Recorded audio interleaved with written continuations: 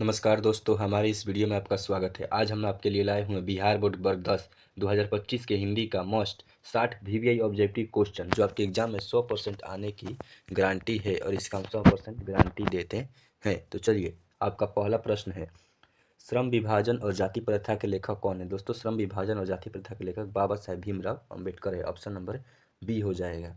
प्रश्न number 2, doctor Ambedkar के पिता का नाम क्या था? दोस्तों, डॉक्टर अम्बेडकर के पिता का नाम रामजी सकपाल था। ऑप्शन नंबर बी इसका उत्तर हो जाएगा।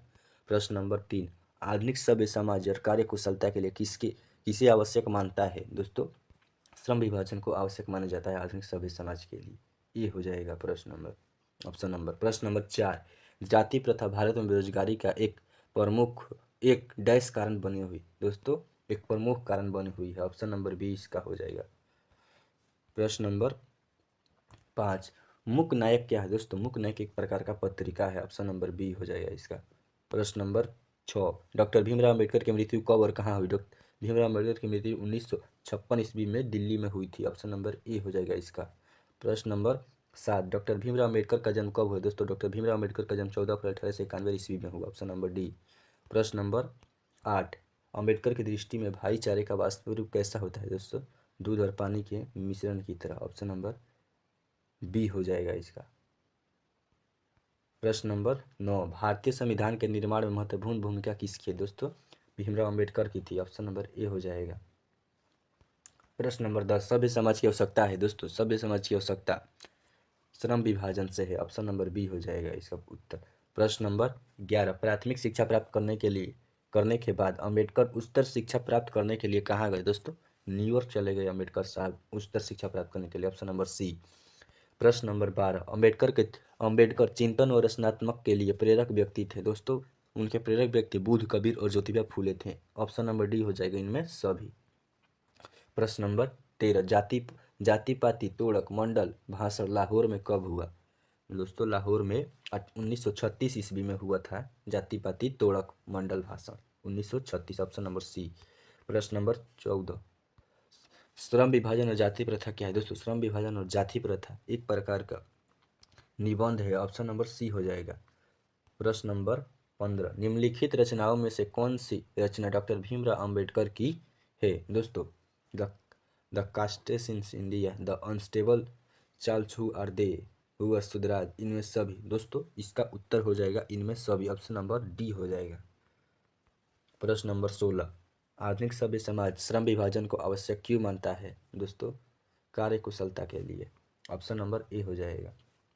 प्रश्न नंबर 17, अंबेडकर के भाषण एनहिलेशंस ऑफ कास्ट को किसने हिंदी में रूपांतरित किया? दोस्तों, इसे हिंदी में रूपांतरण ललई सिंह यादव ने किया था। ऑप्शन नंबर ए इसका हो जाएगा। प्रश्न नंबर 18, अंबेडकर का जन्म किस परिवार में हुआ था? दोस्तों, अंबेडकर का जन्म एक दलित परिवार में हुआ था। ऑप्शन नंबर सी हो जाएगा इसका। प्रश्न नंबर 19, लेखक को इस युग में कहाँ पर विडंबना दिखाई दिया? दोस्तों, लेखक को इस युग में विडंबना जातिवाद में दिखाई दिया। ऑप्शन नंबर ए इसका हो जाएगा। प्रश्न नंबर 20, डॉक्टर अंबेडकर के माता का नाम क्या था? दोस्तों, डॉक्टर अंबेडकर का माता का नाम भीमाबाई था। ऑप्शन नंबर डी इसका हो जाएगा। प्रश्न नंबर 21, डॉक्टर अंबेडकर ने पीएचडी की उपाधि कब धारण की? दोस्तों, डॉक्टर अंबेडकर ने पीएचडी की उपाधि 1916 ईस्वी में धारण की। प्रश्न नंबर 22, लेखक की दृष्टि में विडंबना की बात क्या है? दोस्तों, लेखक की दृष्टि में विडंबना की बात जातिवाद के पोषक की कमी नहीं और पोषक नगण्य है। ऑप्शन नंबर ए हो जाएगा। प्रश्न नंबर 23, लेखक की दृष्टि में आदर्श समाज कौन होना चाहिए जिसमें स्वतंत्रता और समता और भारतीयता का भाव हो? ऑप्शन नंबर ए हो जाएगा। प्रश्न नंबर 24, लेखक बेरोजगारी का प्रमुख और प्रत्यक्ष कारण किसे मानता है? दोस्तों, अशिक्षा को और जाति प्रथा को। इसमें जाति प्रथा ही होगा। ऑप्शन नंबर सी हो जाएगा। The castes in India there mechanism किनकी रचना है? दोस्तों, भीमराव अम्बेडकर की रचना है। ऑप्शन नंबर ए इसका हो जाएगा उत्तर। प्रश्न नंबर 26, आर्थिक पहलू से भी जाति प्रथा डैश है? दोस्तों, हानिकारक है। ऑप्शन नंबर बी हो जाएगा इसका।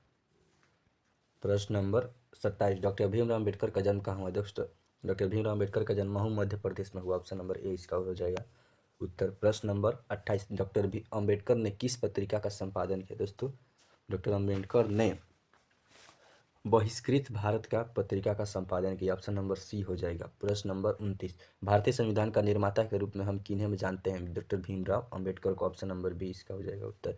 प्रश्न नंबर 30, गिरधर लाल कौन था दोस्तों? गिरधर लाल मदन का पिता था। ऑप्शन नंबर बी इसका उत्तर हो जाएगा। प्रश्न नंबर 31, मदन ने कासू के कितने दांत तोड़ डाले? दोस्तों मदन ने कासू के 2 दांत तोड़ डाले। ऑप्शन नंबर सी इसका हो जाएगा। प्रश्न नंबर 32, नलिनी लोचन शर्मा के माता जी का क्या नाम था? दोस्तों नलिनी लोचन शर्मा के माता का नाम रत्नावती शर्मा था। ऑप्शन नंबर सी इसका हो जाएगा। प्रश्न नंबर 33, कौवे की जमात में शामिल होने के लिए कौन ललक गया? दोस्तों कौवे की जमात में शामिल होने के लिए हंस ललक गए। ऑप्शन नंबर बी इसका उत्तर हो जाएगा। प्रश्न नंबर 34, किसके अनुसार सेनों ने सिद्धांतों को भी बदल लिया था खोखा के अनुसार? ऑप्शन नंबर बी हो जाएगा। प्रश्न नंबर 35, सेन साहब की कितनी लड़कियां थी? दोस्तों सेन साहब की 5 लड़कियां थी। ऑप्शन नंबर सी हो जाएगा। प्रश्न नंबर 36, सोफर शब्द का अर्थ है? दोस्तों सोफर शब्द का अर्थ ड्राइवर होता है। ऑप्शन नंबर डी हो जाएगा। प्रश्न नंबर 37, मदन किसका पुत्र था? दोस्तों मदन गिरधर का पुत्र था। ऑप्शन नंबर बी इसका उत्तर हो जाएगा। प्रश्न नंबर 38, नलिनी लोचन शर्मा पटना विश्वविद्यालय के हिंदी विभाग के अध्यक्ष कब बने? दोस्तों हिंदी सन 1959 ईस्वी में बने थे। ऑप्शन नंबर डी इसका उत्तर हो जाएगा। प्रश्न नंबर 39, नलिनी लोचन शर्मा का जन्म कब हुआ? दोस्तों नलिनी लोचन शर्मा का जन्म 18 फरवरी 1916 ईस्वी को हुआ था। ऑप्शन नंबर बी इसका उत्तर हो जाएगा।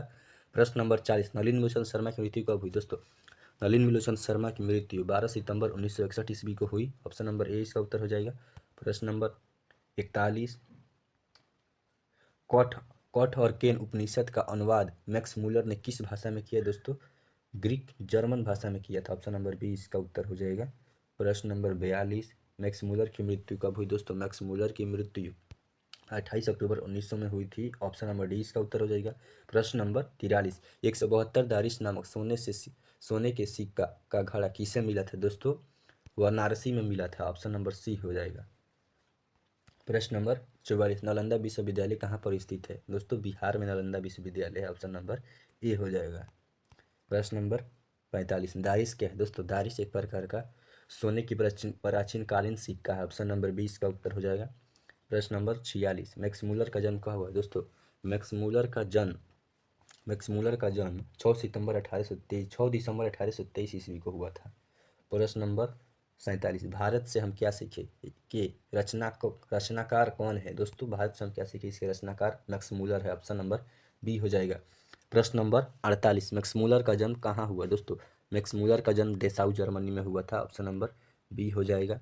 प्रश्न नंबर 49, मैक्स मूलर के पिता का नाम क्या था? दोस्तों मैक्स मूलर के पिता का नाम विल्हेल्म मूलर था। ऑप्शन नंबर ए हो जाएगा इसका। प्रश्न नंबर 50, नाखून क्यों बढ़ते हैं के निबंधकार कौन है? दोस्तों नाखून क्यों बढ़ते हैं निबंधकार इसके आचार्य आजादी प्रसाद द्विवेदी हैं। ऑप्शन नंबर डी इसका उत्तर हो जाएगा। प्रश्न नंबर 51, सिक्खतक का अर्थ होता है? दोस्तों सिक्खतक का अर्थ होता है मोम, यानी मोमबत्ती, मोम होता है। Option number D. प्रश्न नंबर 52, महाभारत क्या है? दोस्तों महाभारत एक प्रकार का पुराण है। ऑप्शन नंबर डी हो जाएगा। प्रश्न नंबर 53, किस देश के लोग बड़े बड़े नख पसंद करते हैं? दोस्तों गौड़ देश के लोग बड़े बड़े नख पसंद करते हैं। ऑप्शन नंबर ए हो जाएगा। देवताओं का राजा किन्हें संबोधित किया जाता है? दोस्तों देवताओं का राजा इंद्र को संबोधित किया जाता है। ऑप्शन नंबर सी हो जाएगा। प्रश्न नंबर 55, नख किसका प्रतीक है? दोस्तों नख पशुता का प्रतीक होता है माना गया है। ऑप्शन नंबर बी हो जाएगा। प्रश्न नंबर 56, नाखून क्यों बढ़ते हैं किस प्रकार का निबंध है? नाक ये एक प्रकार का ललित निबंध है। ऑप्शन नंबर ए हो जाएगा। प्रश्न नंबर 57, दधीची की हड्डी से क्या बना है? दोस्तों दधीची की हड्डी से इंद्र का वज्र बना है। ऑप्शन नंबर सी हो जाएगा इसका उत्तर। प्रश्न नंबर 58, लेखक के अनुसार मनुष्य के नाखून किसके जीवन प्रतीक है? दोस्तों लेखक के अनुसार मनुष्य के नाखून पाशवी वृत्ति के प्रतीक है। ऑप्शन नंबर सी इसका उत्तर हो जाएगा। प्रश्न नंबर 59, सहजात वृत्तियाँ किसे कहते हैं? दोस्तों सहजात वृत्तियाँ अनजान स्मृतियों को कहते हैं। ऑप्शन नंबर बी हो जाएगा। प्रश्न नंबर 60, अलग अलग तक का अर्थ होता है? दोस्तों अलग तक का अर्थ होता है अलता। और दोस्तों अगर आप हमारे इस चैनल पर नए हैं तो हमारे इस चैनल को सब्सक्राइब करें तथा इस वीडियो को लाइक करें, शेयर करें तथा कमेंट करें कि आपने कितने प्रश्न सही किए। चलिए दोस्तों हमारा सेवा यहीं पे समाप्त होता है। जय हिंद जय भारत।